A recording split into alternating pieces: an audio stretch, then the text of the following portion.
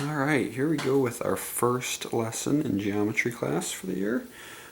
This is lesson 1.1 in your book. It's called Identifying Points, Lines, and Planes. Basically, by the end of this lesson, you need to know some terms. I have a few of them here. There's a few farther down, all the way to right there. Okay, and you need to know those terms. You need to understand how to name some basic concepts in geometry, like lines and line segments and so on. So we're going to talk about all that here. So let's start with these three: point, line, and plane. These are in geometry what we call terms that are not easily definable, or undefined terms. Now, we can't technically define them, but we'll try to give the best description we can to them, and then I'll kind of show you what they look like. So let's start with point. Alright, so a point is just a single space or a single place somewhere in three-dimensional space.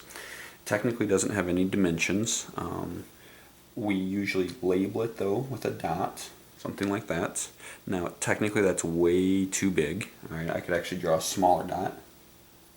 Okay, you can kind of barely see that one probably, but even that's technically too big because I could draw another dot. I don't know, can you guys even see that one? Maybe, barely. When you zoom in, show you it's still there. Okay, if it'll focus, that would help, right? Alright, here we go. So, can you guys see that third dot there? See how small it is? Even that, though, is technically too big because I could draw one smaller than that if I had a fine enough point on my pen. Alright, but it's hard to see. So usually we use some kind of dot like this, and we label points with capital letters. So we'll call that point A. Alright?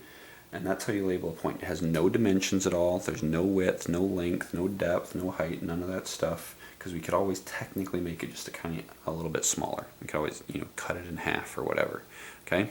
So that's a point. So we represent it with a dot, but it's smaller than that technically. But we have the dot so we can kind of locate it, like we did when we were graphing points on a number line or on an XY coordinate plane. And then we label it with a capital letter usually. All right, a line. A line is a straight, endless connection of points. So to show that it doesn't end, we put arrows on both ends of it. And really all it is a bunch of points there here that all connected together, and it's straight. It doesn't curve. Okay, at least in Euclidean geometry. Euclidean geometry is flat surface geometry. Every now and then we'll talk about another type of geometry called spherical geometry, in which case lines are defined a little bit differently. Spherical geometry is geometry like on a globe, so lines kind of wrap around the globe, kind of like lines of longitude or the equator, something like that. Okay, so in that case, you might say that yes, they do curve, but in flat surface geometry, lines do not curve. Right? And all it is technically a bunch of points all connected together, really an infinite amount of points. Right? Now to name a line, we'll have some points here on this line, X, Y, Z, something like that. To name a line, you use 2 points. It does not matter which 2 points you name, or you use to name it. So I might call this XY, and the symbol just looks like that with the arrows on it. You could name that same line this way. Just reverse the letters. What this means is the line that goes through X and Y. So that line goes through X and Y. Or you could say the line that goes through Y and X. It's the same line. Or you might do it as XZ, or ZX, or ZY, or YZ. Do not do this. Do not use 3 letters to name a line. If you use 3 letters to name a line, I will automatically mark it wrong. It's incorrect. Somebody's going to do this on the first quiz. And if you do this on the first quiz, I'm going to mark it wrong. Okay? Do not use 3 letters to name a line. All right, a plane. Okay? Let me actually, one more thing about a line. It's one-dimensional. All right, it has an infinite length. Now, when we talk line segments, then we can talk about an actual length. Maybe it's 3 inches or 5 centimeters or whatever. But a line has one dimension, just the length. Now, a plane is 2-dimensional. It's going to have a length, and it's going to have, usually, we might call it a width, or maybe a height, depending on how we look at it. This piece of paper that I'm writing on right here is like a plane. All right, it's just kind of a shrunk down version of it, but we've got this. We have length to it. Okay, we have kind of height to it, right? But there's not really any depth to it. Now, technically, a piece of paper has a tiny little bit of depth to it, but it makes sense to us. It doesn't really have depth to it. Not like, say, a book. Okay, a book's a three-dimensional object. It's got that same, length and height to it, but it's got depth to it. Okay, so this is not a plane. All right, so here's our plane, or something very similar to a plane. Now, however, a plane would go forever left and right. It would go forever this direction as well. So it's two-dimensional. Okay, it's not three-dimensional. And most of the geometry we do, what we call Euclidean geometry, is also called planar geometry because it's done on a two-dimensional plane. Now, we can't technically draw a plane, but what we usually do to draw a representation of a plane is we draw some kind of parallelogram type figure. And then there's going to be some points on it. Point A, point B, maybe point C over here. And we would say this is plane ABC. Or we could say plane BCA. The order of the three letters you put doesn't matter. All right? There's no symbol for a plane, so you just write the word plane out, and then any three letters are on that plane, as long as those letters are not in a straight line. We can't name a plane using X, Y, and Z. The plane of the paper goes through them, but there's also another plane, if you can imagine it kind of coming from like here and running straight down and running kind of through this table that I'm drawing on. All right, or it could come this direction, kind of diagonally this way. Let me zoom back out a little bit so you can kind of hopefully see that a little bit better. So there's a plane that runs this direction through those 3 points. There's another one that could run this way through those 3 points. You have the paper itself that goes through those 3 points. So we don't know which plane we would be referring to if we use these 3 points that are in a nice straight line. So when we name a plane, we have to use 3 points that are not in a straight line. Okay? Now, that comes to our next term, actually, collinear points. Linear has the idea of a line. Co means together. If you think about things like co-captains, maybe on a sports team, or our school, which is co-educational, means boys and girls together. Some schools are, all boys or all girls. So co has the idea of together, linear, a line. So these are points together on a line. So collinear points are points that are on the same line. Okay, X, Y, and Z up here are collinear points. Any 2 points, let's call them P and Q here, all right, are always collinear. Now, there's not a line drawn on the paper, but I can always draw a line through any 2 points. Okay, we're going to talk a little bit more about that later on, but I can always draw a line through any 2 points. So really, it's the third point that determines whether or not all 3 of them are collinear. P, Q, and maybe a point out here like R might be collinear, but P, Q, and C are not. All right, P, Q, and B are not. All right, X, Y, and Z are collinear. A, B, and C are not collinear. Let's put R right here. Are P, Q, and R collinear? Hopefully you would say no, they are not on a straight line. If I draw that, it bends right here at Q. That's more like an angle. We're going to deal with that in another lesson. Okay, so what do you think coplanar points would mean? Co, remember, meant together. So this is together on the same plane, right? Points that are together on the same plane. All right, so let's look back up here. A, B, and C, they are coplanar points. They are on the same plane. Now, what if, put my finger up here, I don't know if you can kind of picture that, but what if I put point D right here on my finger? All right, there's point D right there on my finger. Is it on the same plane as A, B, and C? No, it's kind of moving around up here in the air. Now, what if I put D down here?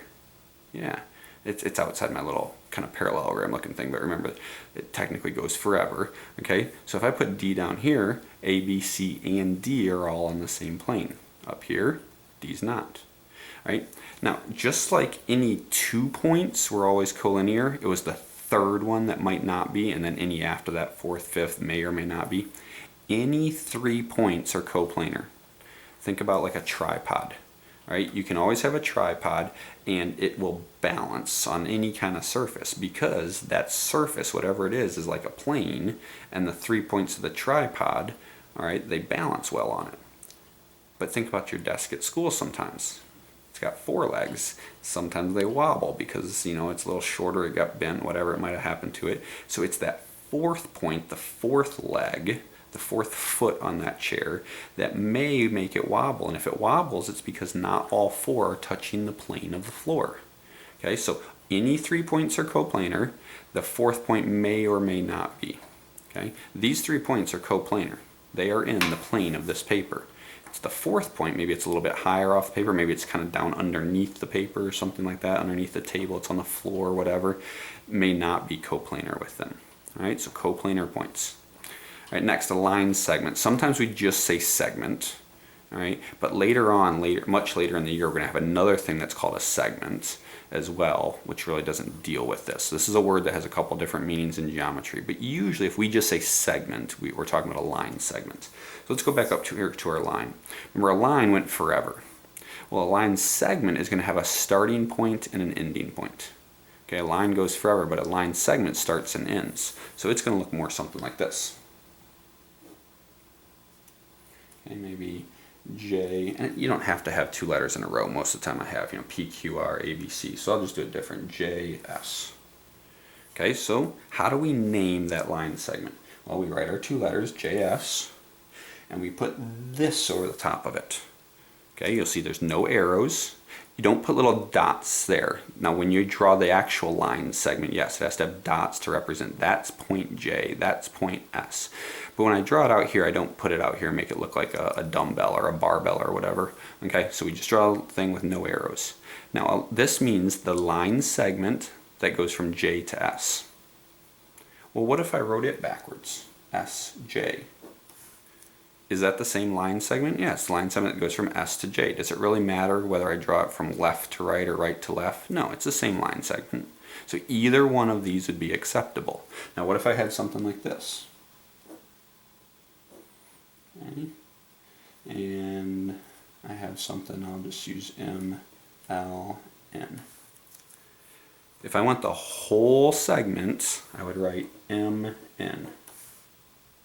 Or NM. But do not, once again, do not use 3 letters and do a line segment like that. That will always be counted wrong. Okay? Beginning point, ending point. Those are the only 2 points you need when you name a line segment. Okay? So if I want this longer line segment from here all the way down to here, I would just call it line segment XZ or line segment ZX. All right? Okay, let's keep moving. We're almost done. Ray. So a ray, kind of like a line, kind of like a line segment. It's kind of almost a mixture. Line segments, remember, starts and stops. A line goes forever. So a ray is going to have a starting point, but no ending point. So a ray is going to look like this. Okay, it's got a starting point, but no ending point. Think about it like the sun's rays. They start at the sun, have a starting point, and they just keep going and going and going and going, and they have no ending point. And they go as far as that light is visible. That's why we see stars. Okay, so a ray, starting point, but no ending point. Now to name it though, I'm going to need another point. Okay, so I got to have another point on here to name it. So maybe let's try to use some letters I haven't used yet. How about T and V? Okay, so to name ray TV, I do this. You can see I only use 1 arrow, and it's on the arrow where on the end where it keeps going. The arrow is on the end where it keeps going. So this is saying the ray that starts at T and goes through V and then keeps going. Well, what if I had this? Put another TUV. Okay, I could name that same exact ray as TU. It starts at T, it goes through U, and it keeps going. This and this are the same exact ray. They're named differently, but it's the same ray. They both start at T. This one says it goes through V. Oh, hey, it happened to go through U in the meantime. But it goes through V and keeps going. This one starts at T, goes through U, and keeps going. Well, when it kept going, it just happened to go through V as well. So it really doesn't matter whether I use the U or the V. Remember here we could name a segment backwards. It was okay. We can name a line backwards and it was okay. Let's look at what happens if we name a ray backwards. VT. This would say it starts at V and goes through T and keeps going. Does this start at V and go through T and keep going? No, absolutely not. So we cannot do that. Now, I don't want you to get confused, so I'm going to draw you another picture of a ray. Let's say we have a ray that looks something like this. Okay?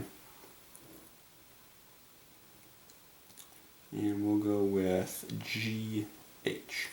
Okay, now to name this ray, it's pointing to the left on my paper. This one is pointing to the right, and my arrow pointed to the right. However, when we name a ray, we always point our symbol to the right. Even if in the picture it's pointing to the left.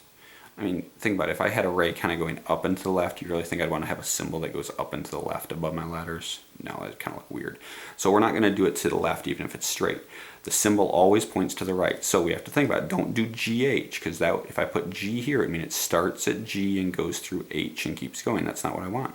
It starts at H, and goes through G, and then the arrow says it keeps going past G.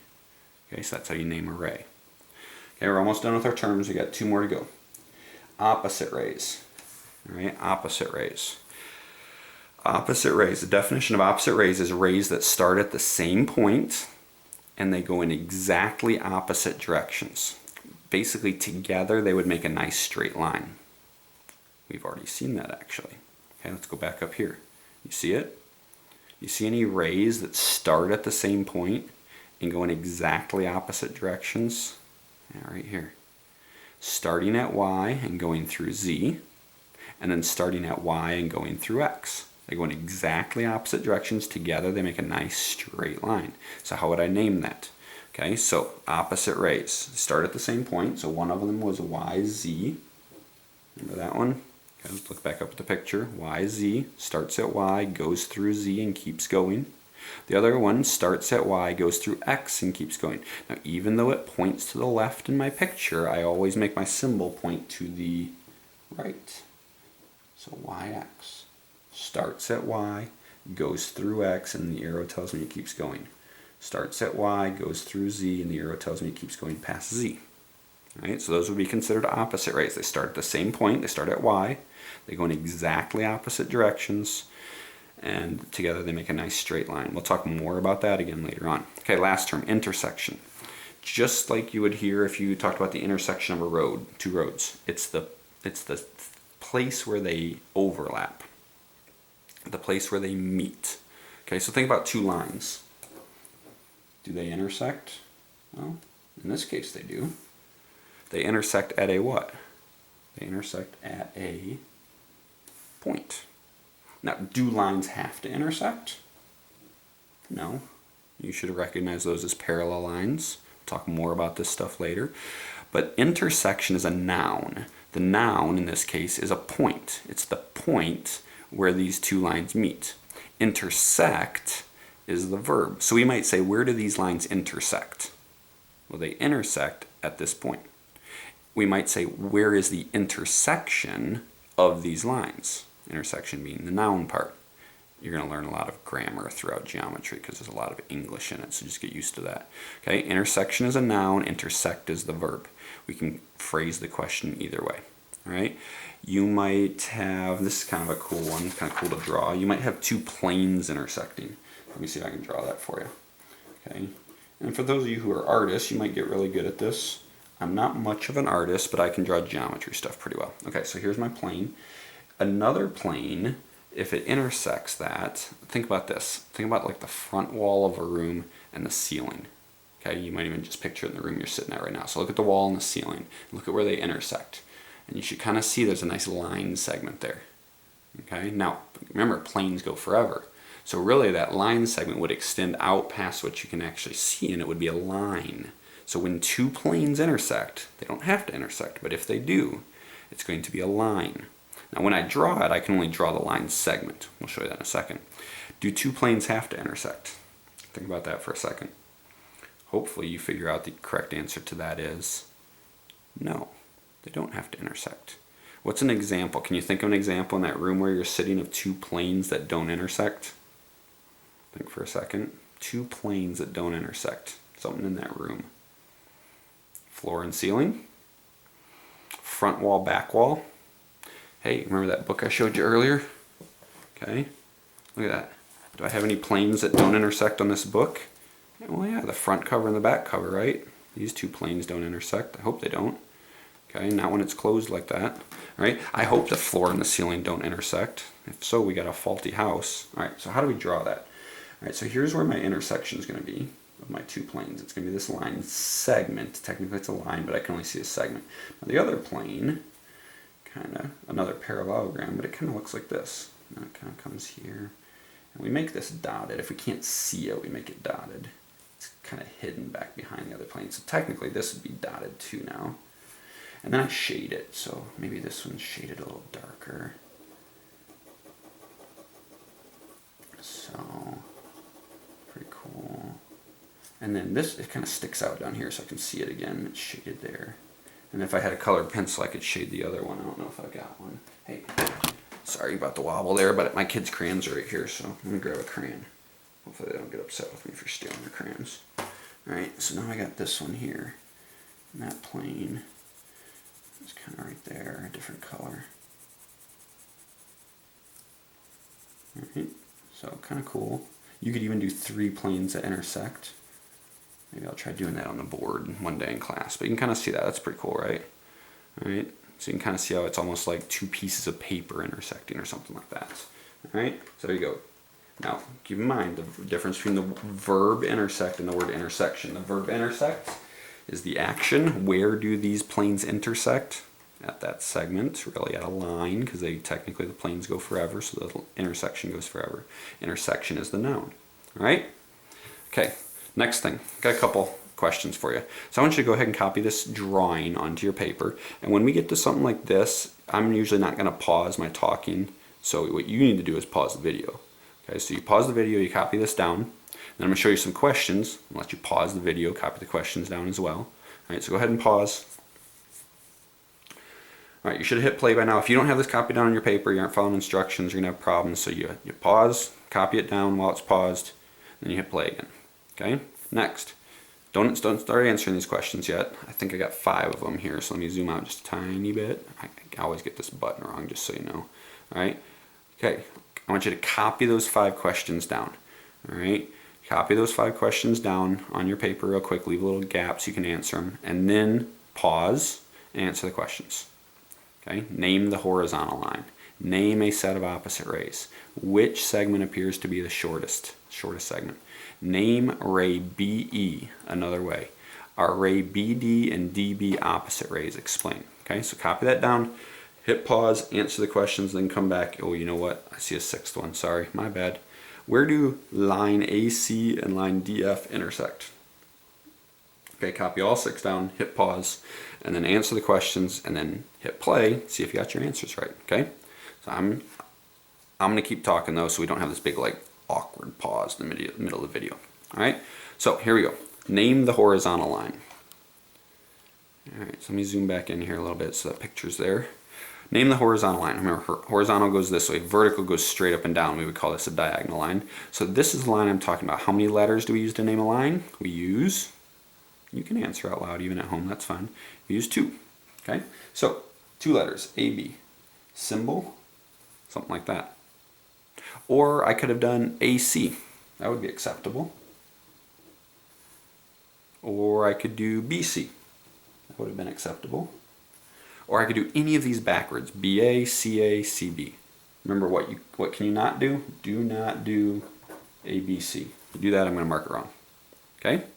Name a set of opposite rays. Alright, so you should answer this by now. Remember, opposite rays have to start at the same point, go in exactly opposite directions. Anyone see any rays that start at the same point and go in exactly opposite directions? We could do BA with BC. That would work. BA and BC. Really bad and, sorry. Okay? Or what about BD and B? Well, you could use either letter. Alright, let's just do BD and BE. That would work. BD and BE. And you'll notice anytime I draw a ray, or write a ray, my symbol always goes off to the right. Okay? Alright, which segment appears to be the shortest? So let's look at this picture. Which one looks like it's shortest? Looks like probably BD, right? Now, remember we can use it either way, BD, or we could say DB. There's no arrows on that for segments. Okay.